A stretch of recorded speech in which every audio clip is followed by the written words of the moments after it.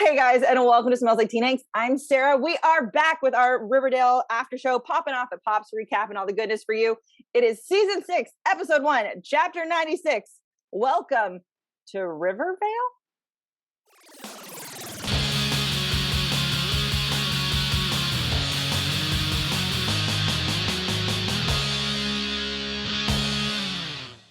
As always, I have my amazing people with me. Introduce yourselves, ladies. Hi, I'm Jordan. You can find me on the internet at Lambertra. When I'm not here, probably taking a nap because I'm real tired in 2021. And I'm Keiki. And you can always find me here or at The Life of Keiki on social media. But again, I don't post there, so just look for me here. And Keiki and Jordan also just restarted their amazing D&D tabletop stream with Blackness and Dragons. You just had your first episode this week. And where can everybody find you and check this out? You can find us on the QueueTimes Twitch channel or the QueueTimes YouTube because we always upload there after Twitch is over. We stream on Tuesday nights, 7:30 p.m. PST. We've been teasing y'all with this for weeks and weeks. I finally finished writing, and now we're playing again. And Kiki's the sheriff. I'm the sheriff. I love it.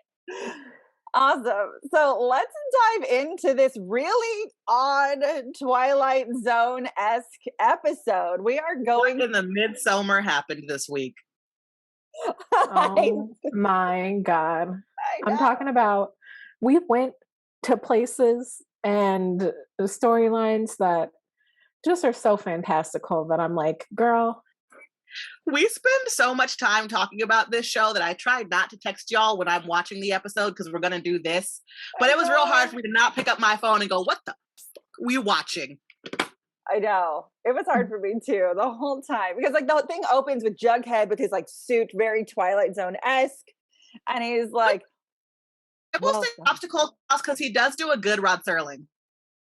He does. He did a really good job.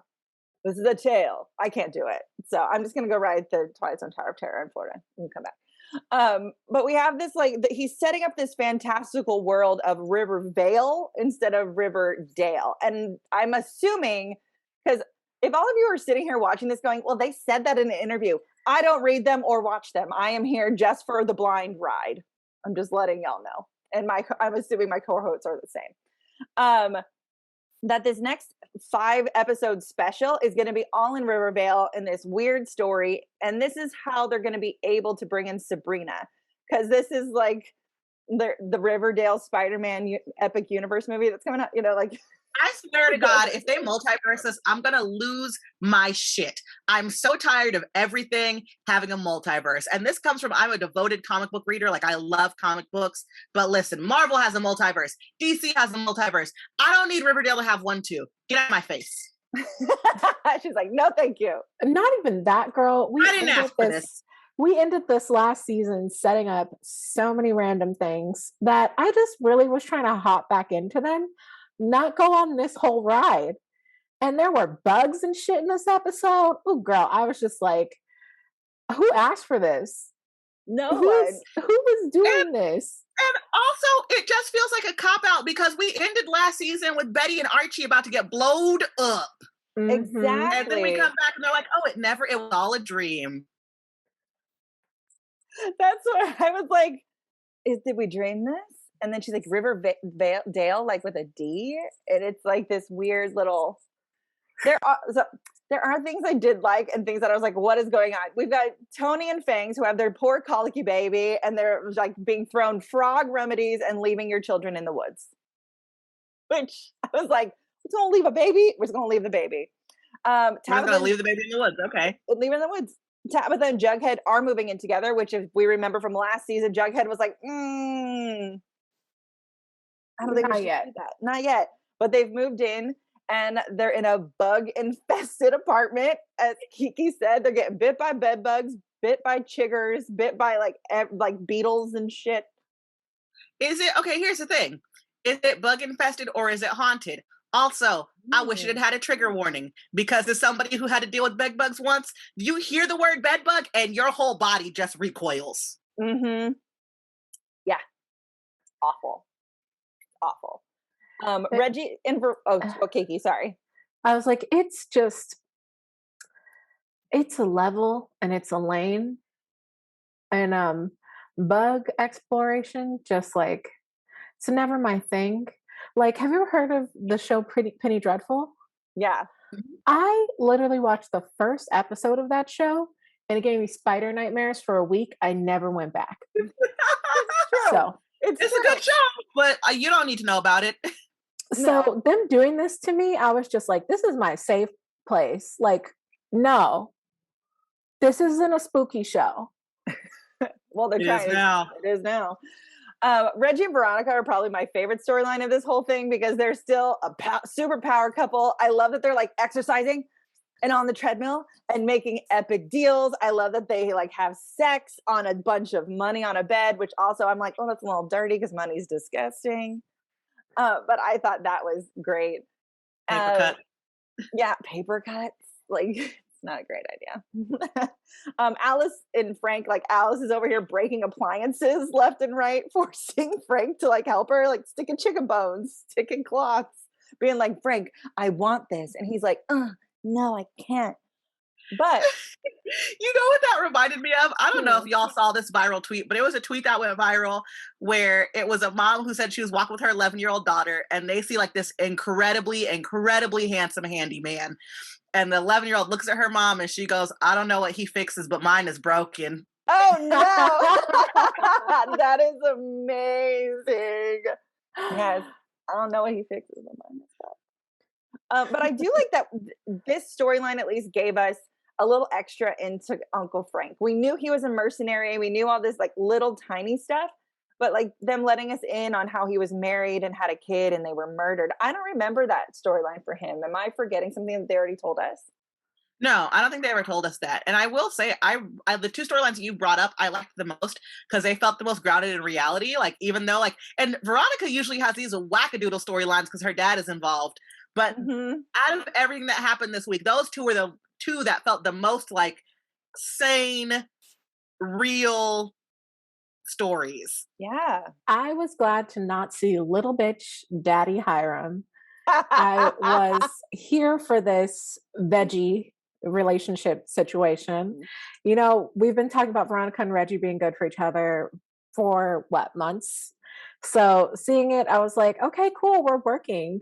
I'm a little sad that we're not getting exactly what we wanted, but there's still 4 episodes of this weird Twilight Zone-esque universe for things to turn around. Exactly. We'll just see what happens eventually, right? One day at a time. One day at a time. What happens? Oh, Archie and Betty. So they're like super together. I did like that weird little like, and Archie's with my ex-girlfriend. We'll let you just sit with that moment, like during his Jughead's little Twilight Zone intro to where everyone's at. And he's like, and we'll let your imagination tell you what's going on upstairs. I was like, this is so awkward, and I love it. It's my favorite. What else? Oh yeah, as you mentioned, the bomb is a dream. But now like Archie and Betty are talking about marriage and babies, and Betty gets told that she's barren, like she's infertile, and that she's like one of 5 other women that are also going through the same thing, young and healthy. And it's like, oh, is this part of the town curse? Is this now what Cheryl is gonna like with her like blood spell of him who walks behind the rose gonna like tackles the fertility issues? I don't know. There's so much. And Cheryl's all angry about Archie being like, look, we have no money because Cheryl has seceded and created her own country, which is the most Cheryl thing that she could possibly do. Go, Cheryl.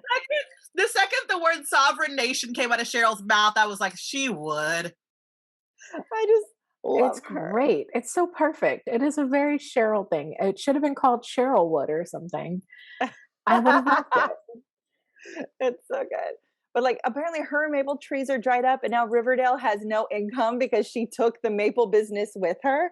I'm like, guys, if your only business is maple. Right. How much money are y'all making exporting maple syrup? You're not Canada. This is so confusing to me. Girl. I mean, California runs itself on almonds and lentils, apparently. And I'm like, how many of us are out here eating almonds and lentils? Here's the other thing, though. is that was Cheryl's maple syrup business ever that profitable? Because her dad was just using it as a front to sell Jingle Jangle. So, like, True. I am so confused about the economy of Riverdale. Yeah, and then she turned it into like a whiskey because she didn't know what to do with it. So it's like, Yeah. how much money was she making off this syrup? I mean, enough that Archie feels like he needs to plant saplings in every household of Riverdale. Which, oh my God, so Give me a profitable. tree. Everybody gets a tree. In 20 years, we'll all have syrup again. Like, trees don't grow that fucking fast. Like, Archie, sit down. Jesus Christ. Oh gosh, it was just so funny. And they find these like creepy little dolls that all have Puppets. little puppets. A puppet. Yeah. Mhm. And it's like Betty says that they're like a sex doll, but I'm assuming she's lying. And then we've got Kevin, who is actually jogging in the woods. There's no quotations around it. Actually on a jog. I thought he was supposed to be going to New York. He was. So like, exactly. Archie's house was supposed to get blown up and Kevin was leaving the show. But that's apparently not what happened. So like Cheryl rolls up with her and her like female archery minions. And like she's like, give us back our deer. And I love that Cheryl is now wanting to go back to her family roots, back to her spooky life. You know, this whole storyline, I'm like, oh, this is how we're gonna get Sabrina. Oh yeah. Yeah, that is a great hunch, Sarah. You know where you're going with that one. I mean, we assumed that with last season too. So I'm just saying. We assumed it last season when Cheryl went all full witch, you know, when she was trying to get the palladium out of the mine, that this is how they're going to bring in Sabrina. And while I think it's a skilled way to bring in Sabrina, I don't understand what the multiverse aspect has to do with any of it. And that's where I'm like, what's happening and why? Well, here's what I think as far as like the multiverse world of it all. I think that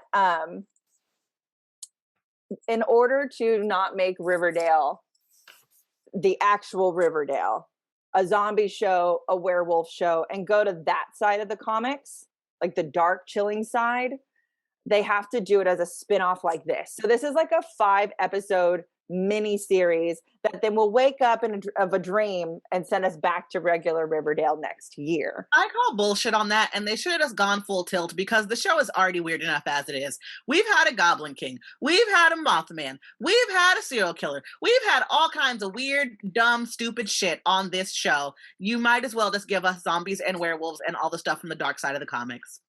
I agree with you. I don't have any issues with Riverdale going full supernatural.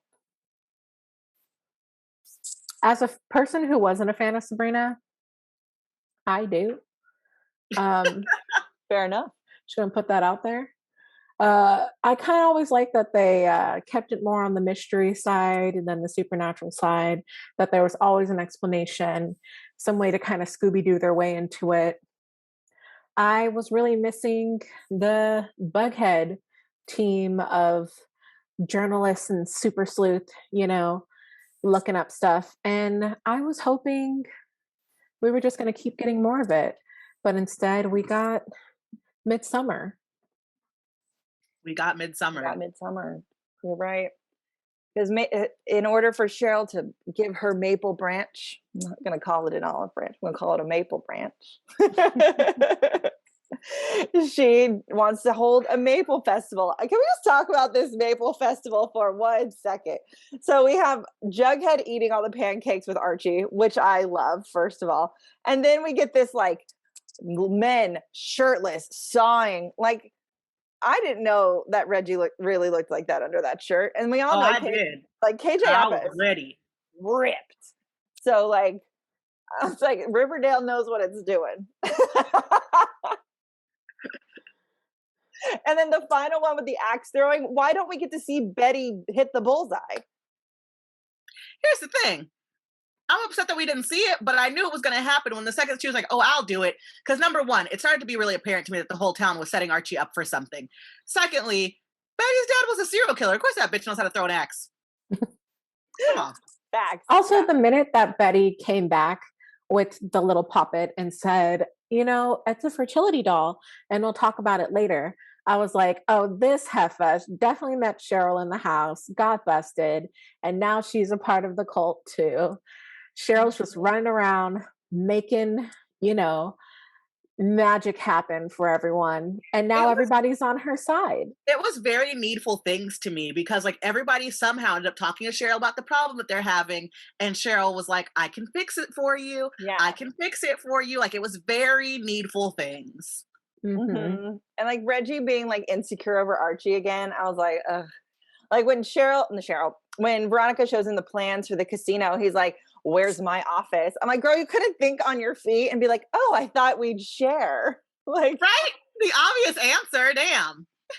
Like, you couldn't be like, what? It should be here. You couldn't like fake it. Come on, Veronica's better than that. But then we get this like Indiana Jones and the Temple of Doom meets Midsummer ending.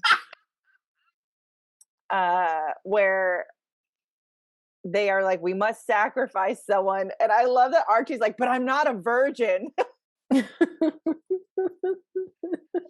Clearly. The black flame candle.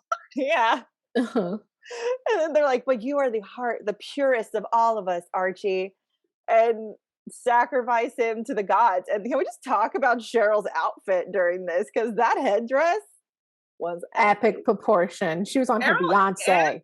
Cheryl and Betty during the sacrifice scene killed me between those headdresses, those outfits. I was like, damn, girls. Damn. So good. They were on their Beyonce. They looked so good. This is what I want to look like if I get married. Damn. Right? Mm-hmm. And like Cheryl with that like all still beating heart. Do. So it like was very Mullaram. Yeah. So like, Cheryl's crown, just mommy dearest, love the crazy in you. No, but does that mean Archie is gone for the next 4 episodes? So that is the one thing that I looked up because we usually like to read it blind, but I was like, how are they going to get out of this? Supposedly, they are saying in interviews that Archie will remain gone during the 5-episode event, that his death was a real death. Oh, wow. During the 5-episode event. I think that's fascinating to get rid of Archie. Bold choice. Yeah. You know what? Archie had like fucking 19 jobs. He's a busy person. He's keeping this whole town afloat. Exactly. He deserves a break. He just like planted 120 maple trees. Like, that's fine. Let Archie just chill, you know? Yeah. He ate all them pancakes. He's going to be working out them pancakes. Well, you know what I did just think of though? Isn't KJ App, isn't he having a baby? So like he probably took paternity leave. Oh, well, there you go.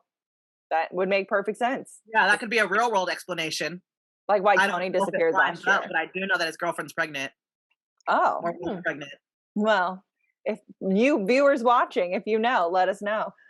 But I know like you guys didn't necessarily love the show. I enjoy this like weird little spin-off. I don't hate it. I'm gonna enjoy the ride.